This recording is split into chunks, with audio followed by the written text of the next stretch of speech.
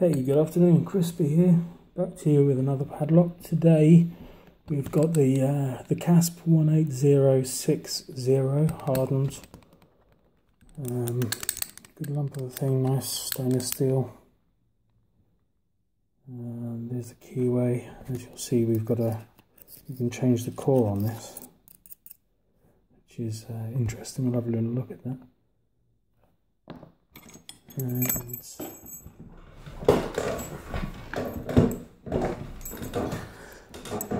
here's the key. I'll just open it all up. So, turn, no sound, no anything. Shackle open and key retaining. And close full, key out. That's the only time the key will come out. Okay, so I'll just put that to one side. Here's the key. Have a look at the bidding on that. Yeah, could be a bit of fun. Some serrateds and some bits and bobs surely at the end there. I have to try and lift that up. As I mentioned last time, my order isn't here yet from Sparrow, so I'll try and make do with the picks I've got here anyway left. It's always good to have some spares anyway. Okay, so just looking at the keyway. Paracentric keyway, so it just flicks off a little bit to the right at the top. It just makes it a little bit harder to get around the ward in there. It's not too bad. This is a nice size lock. I've got other piddly little ones that I can't get into work, so yeah. Anyway, I'll just show you the so inside there you'll see there's a little screw. I'm just showing a torch down there. A little screw will release the core, so we can either change it or repin it. However. Okay, let's crack on. So I'm going top of the keyway tension. I'm probably going to need 2 pegs. Looking at that key. Anyway, look, I'm going to work around the camera, so I'll try not to get in the way too much. Right. Going to make our way down the stack. Only a little bit of tension. Down the stack, trying to find a binder. There's one. Oh, I've got a false set already. Okay, pin 5 false set. Don't know if you can see that. So I'll work my way back.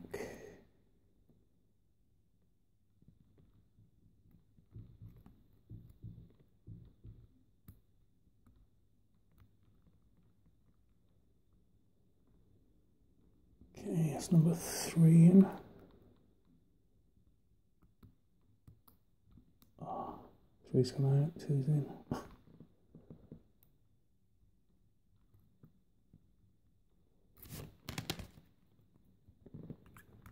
Need a bit of a lift at the end, I think.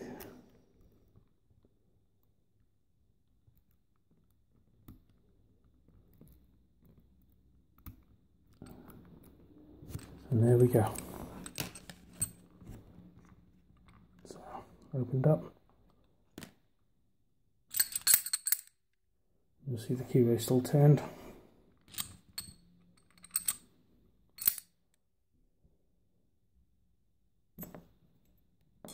And then all we do is just lock it back up and off to go. What I'll do now though, so we'll just do a quick little dismantle on it. Okay. So we'll just take that little locking pin out. Excuse the wonky camera. Okay.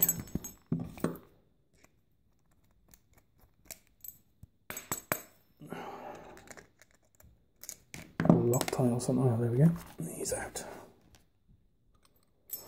That will allow us to remove the core. Okay, there's a little wafer in the brass nut. That's fine there. Right, I haven't got my repinning kit here, but tell you what the hell, I'll get it tomorrow.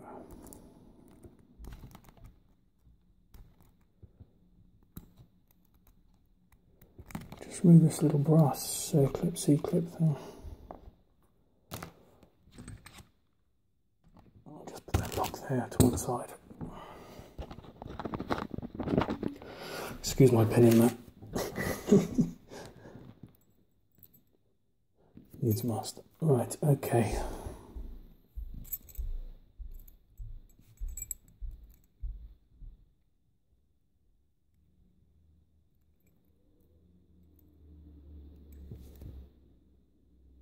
I'll just take it out backwards. Right, bear with me. You've seen this before, I'm sure. Okay, so there's our first pin. I haven't got my glass on, but it looks like it's serrated.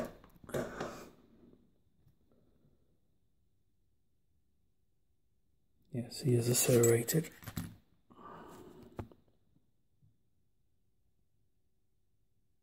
Come on, camera.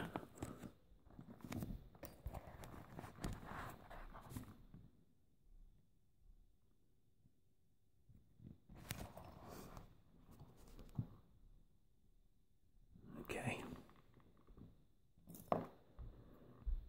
Just see around the top and bottom, there's only a little serration there. Tell you what, I'll get them all out first and then we'll save time.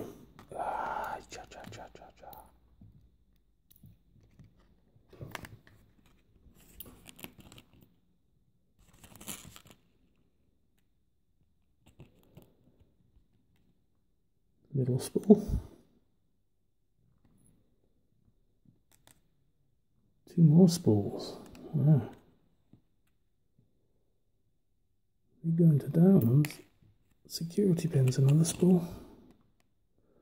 1, 2, 3, 4, 5. That's all of them. Okay, so that's why the serration, I would say, on the one pin wasn't that great, because it would have been the it's basically like a standard with a little bit more security added to it. Right.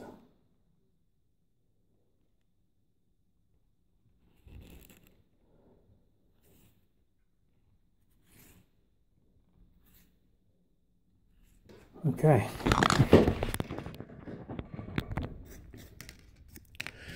This isn't the best, I'm sorry about that, and I will sort it out, I do promise.